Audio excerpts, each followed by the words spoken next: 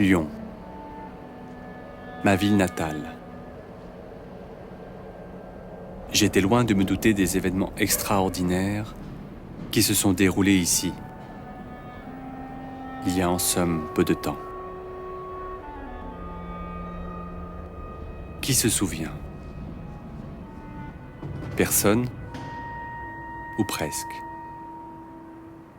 Et pourtant, quel bruit à l'époque, quel tapage, quelle admiration et quel scandale autour d'un homme, d'un seul, dont la vie et les événements sont tout simplement incroyables.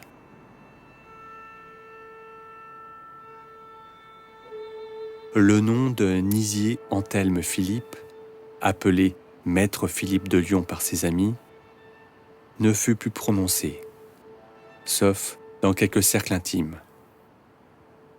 Aujourd'hui, un siècle après sa mort, on chuchote à nouveau son nom. De nouveaux livres sortent, des conférences se tiennent, et maintenant, un film. Si on cherche bien, on peut trouver dans un coin de la ville que sa mémoire est toujours vivante.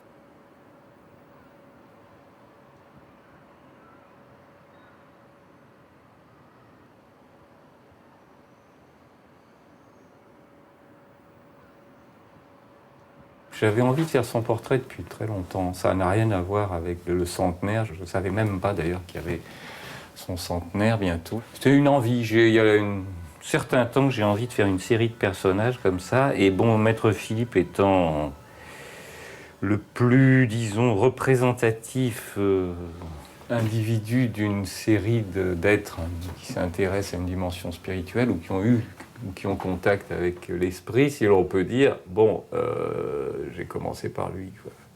Puis le reste peut-être viendra par la suite. Mais il n'est pas simple à saisir, ce Maître Philippe.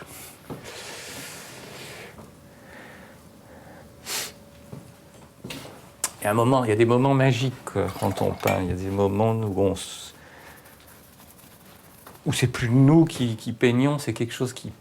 Nous, on fait le geste en tant que peintre, mais il y a quelque chose qui passe et qui s'inscrit dans la matière et dans la forme, qui ne nous appartient pas, quoi. C'est-à-dire, ce que j'aimerais bien arriver avec Philippe, c'est pour ça que je disais, ce serait bien qu'il me file un coup de main un petit peu, dans la mesure où je ne suis qu'un émetteur-récepteur. Nizier Anthelme Philippe est né en Savoie en 1849, le 25 avril, à l'époque où la Savoie était encore italienne, dans une très modeste famille paysanne, la famille Philippe, qui habitait donc le hameau des Rubatiers sur la commune de Loisieux. Il est l'aîné de 5 enfants.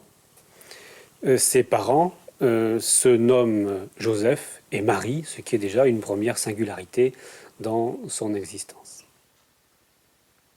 Sur cette photo, on peut voir la chambre où il est né, ici, la plus au-dessus. Donc le jour de sa naissance, on rapporte qu'il y avait une étoile anormale qui brillait dans le ciel.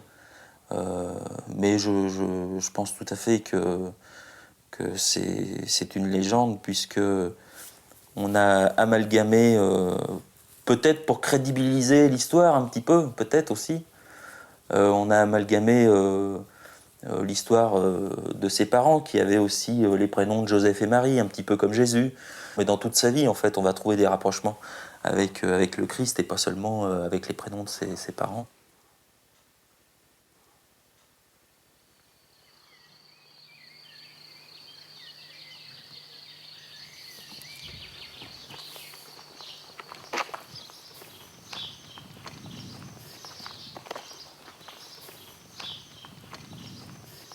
On ne sait pas grand-chose, en fin de compte, de son enfance campagnarde.